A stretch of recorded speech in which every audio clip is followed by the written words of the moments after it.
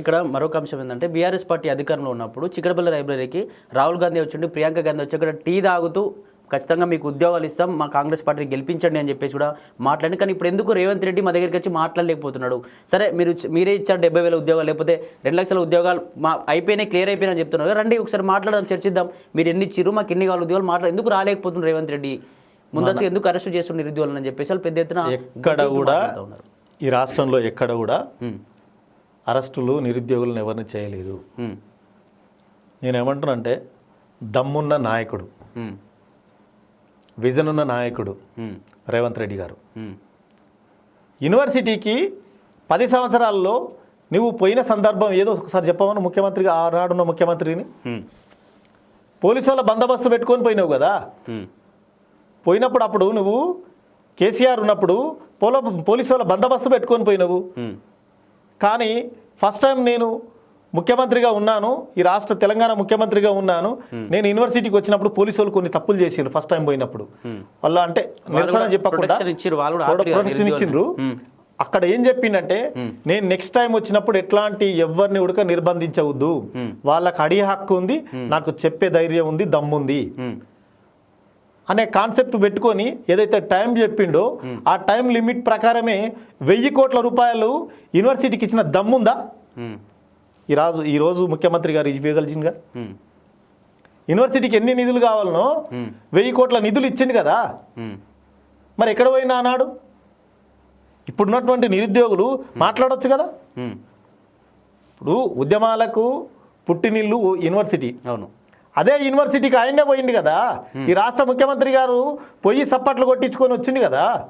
అక్కడ ఉన్నట్టు మేధావి వర్గం కానీ విద్యార్థి వర్గం కానీ అందరు అప్రిషియేట్ చేసింది కదా ముఖ్యమంత్రి గారిని. మరి అది కళ్ళకు కనపడతలేదా బీఆర్ఎస్ నాయకులకు కానీ బీజేపీ నాయకులకు కానీ? అది కళ్ళకు కనపడాలి కదా. అది కనపడకుండా నువ్వు అడ్డవులుగా మాట్లాడుతుంటే ఎట్లా అది సహించేది కాదు.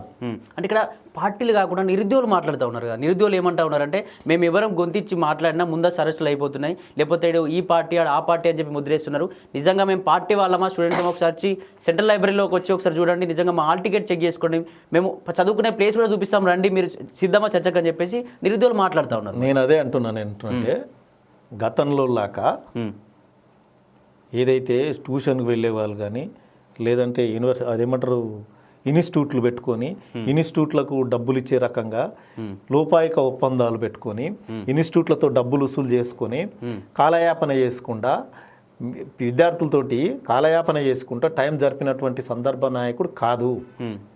ఈ రాష్ట్రంలో ఒక మాట అన్నదంటే మాట కోసం గిర్ర గీస్తే ఆ గిర్ర కోసం పనిచేసే పరితపించిన నాయకుడు రేవంత్ రెడ్డి గారు. కాబట్టి అట్లాంటి లూజ్ టాక్ చేసే నాయకులకు నేనేం చెప్తున్నా అంటే, ఈ విద్యార్థులకు కానీ ఎవ్వరు కూడా విద్యార్థులు చేస్తలేరు. అది TRS social media BJP social media తప్ప మిగతా ఎవరెవరు చేస్తలేరు. అంటే ఇప్పుడు ఏంది మళ్ళీ ఉద్యోగాలు ఏమైనా రాబోతా ఉన్నాయా? మరి ఇప్పటికి కూడా విద్యార్థులంతా ఎదురు చూస్తూ ఉన్నారు. ఉద్యోగాలు ఇచ్చినా ఇప్పుడైనా మేము ఉద్యమాన్ని సైలెంట్ చేసుకుంటాం, మా చదివేమో చదువుకుంటాం, కావాలని మేము ఎవరు కూడా రెచ్చగొడితే రెచ్చిపోయే వాళ్ళం కాదు అని చెప్పి నిరుద్యోగులు చెప్తాను. ఒకవేళ ఉద్యోగాలు వచ్చి కూడా వాళ్ళు సైలెంట్ అయ్యే అవకాశం ఉంది. ఉద్యోగాలు ఇచ్చుకుంటేనే ఇక్కడ సీఎం రేవంత్ రెడ్డి గారు ఉద్యోగాలు ఇచ్చుకుంటేనే ఒక మాట చెప్పిండు, మీకు ఉద్యోగ పత్రం అయితే ఇస్తున్నాను నేను, కానీ మీ అమ్మ నాన్నకు మీ తల్లిదండ్రులకు తిండి పెట్టకపోతే మీ జీతాల నుంచి 15% కట్ చేసి మీ యొక్క తల్లిదండ్రులకు జీతభత్యాలు అందిస్తాను, తస్మా జాగ్రత్త. ఎందుకు అంటే మీరు ఇట్లాంటి చేష్టాలు చాలామంది ఎంప్లాయీలు చేస్తున్నారు కాబట్టి అట్లా చేయకండి, మీరు నిజాయితీగా బతకాలి, ఒక ఉద్యోగం కోసమే మనం కాదు కదా, సమాజంలో పనిచేయాలి. కాబట్టి ఇట్లాంటి స్టేట్మెంట్ ఇచ్చినటువంటి నాయకుడు ఎవరైనా ఉన్నారా తెలంగాణలో? ఆనాడు ఒక్క విజయపత్రం అంటే ఒక్క ఎంప్లాయీని కేసీఆర్ చేతిలో ఇచ్చిన సందర్భం చూసినామా ఈ రాష్ట్రంలో? మనం తెచ్చుకున్నది నీళ్లు నిధులు ఉద్యోగాల విన్నే కదా. మరి ఎందుకు ఆనాడు అన్ని ఉడక మర్చిపోయి మనం మాట్లాడినటువంటి నాయకులను మనం ప్రశ్నిస్తలేము? కానీ ఈరోజు అన్నిటికన్నా చేసుకుంటూ పోతున్నటువంటి నాయకుడిని ప్రశ్నించడం అనేది హర్షించదగ్గ విషయం అయితే కాదు. ఇది వాళ్ళ విజ్ఞతకే వదిలేస్తున్నాను.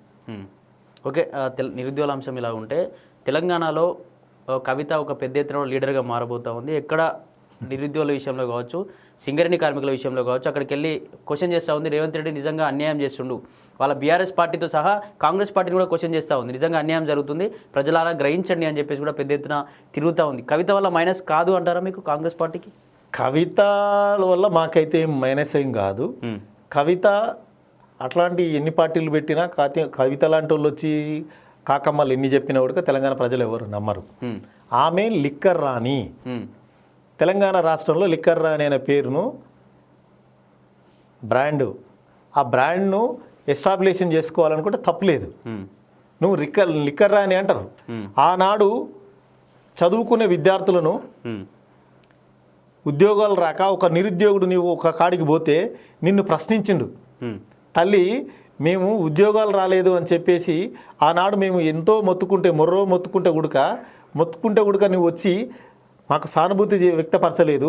ఈనాడు నీ స్వలాభం కోసం వచ్చి మమ్మల్ని నువ్వు డిస్టర్బ్ చేస్తున్నావా అని చెప్పేసి మాట్లాడినట్టు సందర్భాలు వీడియోలో సోషల్ మీడియాలో చాలా ఉన్నాయి. కాబట్టి ఏమంటారు, కవిత వల్ల తెలంగాణలో ఏ ఇంచంత ఉడక వచ్చేది లేదు, ఒరిగేది లేదు. ఒక్కడ సెకండరీ ఏంటంటే టీఆర్ఎస్ పార్టీని కాపాడుకోనికే మరో ప్రత్యామ్నాయ పార్టీని ఆమె పెడుతుంది. ఇక్కడ బావను బయటికి దొబ్బి అన్నను సీఎంలు చేయాలనే ఆలోచన చెల్లికుంది, అన్నకుంది, తండ్రికి.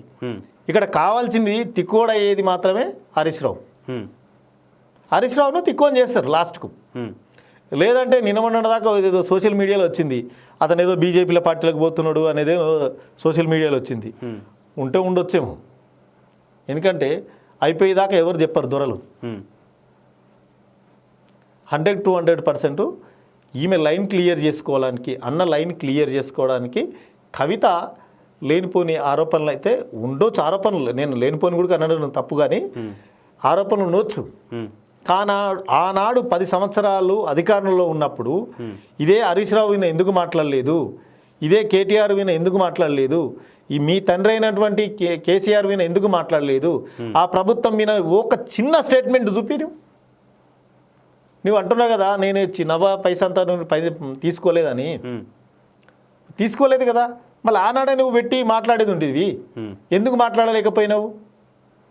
ఇదంతా కేసీఆర్ ఆడిస్తున్నటువంటి నాటకము.